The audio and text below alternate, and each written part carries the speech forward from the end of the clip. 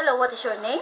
I'm Annalyn Aquino Cristobal, How old are you? 39 years old, What is your religion? Christian. Are you married? Yes, I am. Do you have kids? I have one kid. How old? She's going to 21 years old. Okay, so how long have you been working in Hong Kong? 10 years, 6 months. Do you have any work experience in other countries? Yes, I am. Where? Singapore.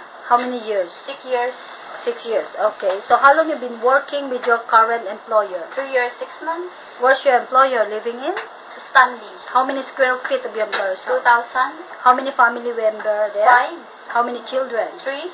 How old are they? 5, 9, and 11. Okay, so would you please describe your daily working schedule? What time you wake up in the morning? I wake up in the morning around 7 o'clock. I'm going to prepare for breakfast for them. I bring the kids at activities like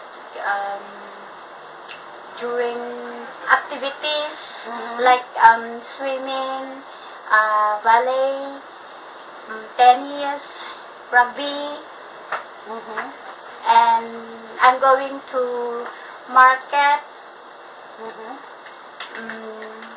cleaning, and I cook for dinner around 5 o'clock.